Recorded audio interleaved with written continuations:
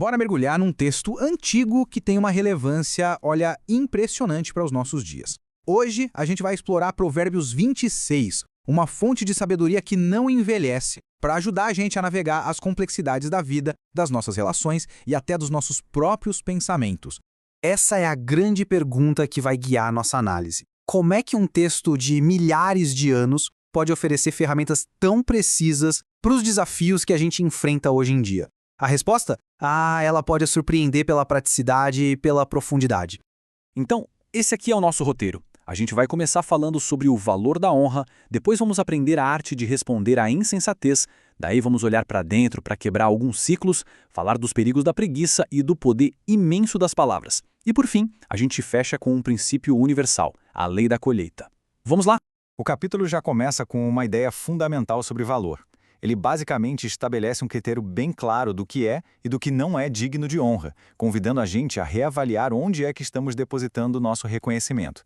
Pensa só na estranheza dessa imagem. Neve em pleno verão ou chuva bem na hora de colher. É algo totalmente fora de lugar, inútil, né? O texto está dizendo que dar honra para a tolice, para comportamentos que não constroem nada, é igualmente sem propósito. É um convite para a gente alinhar a nossa admiração com o que realmente tem valor, e não com aquilo que é só popular ou que faz muito barulho. Então, o ponto central é esse. A busca por validação deveria ser direcionada para princípios divinos, para um caráter íntegro, e não para a aprovação social que muda o tempo todo e que muitas vezes celebra o que não tem valor de verdade. Avançando um pouco, o texto agora nos dá um conselho surpreendentemente específico sobre como lidar com a insensatez que a gente encontra por aí nos outros. E isso exige uma habilidade que é crucial, o discernimento. À primeira vista parece uma contradição, não parece? Não responda, mas responda. Não é um erro, viu? É um chamado ao discernimento. Tem momentos em que o silêncio é a melhor resposta, para a gente não se rebaixar ao mesmo nível. E tem outros momentos em que uma resposta firme é necessária, para confrontar a arrogância e impedir que o erro se passe por sabedoria. O grande desafio é saber qual é a hora de cada um. Agora, olha que interessante. A análise muda o foco. Deixa de ser sobre como lidar com a insensatez dos outros e passa a ser um espelho, nos convidando a olhar para os nossos próprios padrões e para o perigo da tolice pessoal que não é corrigida. É uma imagem bem forte, até repulsiva, e é intencional. Ela nos força a enxergar a natureza autodestrutiva de ficar repetindo os mesmos erros, presos num ciclo vicioso que precisa desesperadamente ser quebrado. E aqui está o caminho para a mudança, de forma bem prática. A solução não é só reconhecer o problema. O primeiro passo é uma autoanálise honesta.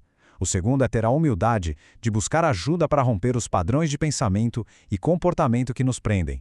O próximo tema é a preguiça. Mas olha, não é só como falta de ação. Os provérbios mostram a preguiça como uma forma de auto-engano, uma armadilha mental que se disfarça de prudência, mas que na verdade é pura arrogância.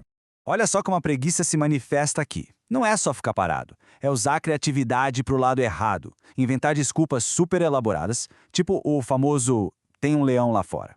É uma arrogância que se sente superior a qualquer conselho. No fim das contas, a pessoa preguiçosa vira prisioneira da própria complacência, presa numa gaiola que ela mesma construiu. Seguindo em frente, a gente chega num dos temas mais poderosos do livro de Provérbios, o impacto das nossas palavras. Aqui, o texto foca em como a fala pode ser um combustível para o conflito ou um instrumento para a paz. Que metáfora poderosa! A fofoca é a lenha que alimenta o fogo da discórdia. Retirar essa lenha, ou seja, praticar o silêncio sábio, é uma forma ativa de apagar o fogo. É um chamado para sermos agentes de paz e não propagadores de conflito.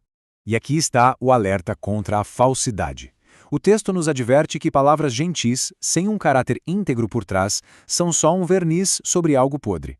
Essa maldade disfarçada mais cedo ou mais tarde vem à tona e leva à ruína. A integridade entre o que se fala e o que se é fundamental. E chegamos ao princípio final, aquele que amarra todo o capítulo. É a lei moral da causa e efeito, uma verdade fundamental sobre como o universo moral funciona. E chegamos ao clímax. É um princípio universal de justiça, quase como uma lei da gravidade moral. As ações maliciosas, os planos de engano, as armadilhas para os outros, no fim, elas se voltam contra quem as praticou. É a inevitabilidade das consequências. Não tem como fugir. Portanto, a grande lição é esta. Viva com integridade. Entenda que cada ação, cada palavra, cada escolha é uma semente. E, inevitavelmente, aquilo que se semeia será colhido. É um chamado para a gente buscar o bem, sabendo que essa é a única semeadura que floresce de verdade. E para encerrar, fica essa reflexão. Diante de tudo isso que a gente viu, sobre honra, sobre como responder à insensatez, sobre ciclos pessoais, a preguiça, o poder das palavras e a lei da colheita, qual desses pontos parece ser o mais urgente e necessário para o nosso mundo agora? Uma pergunta para a gente levar e pensar a respeito.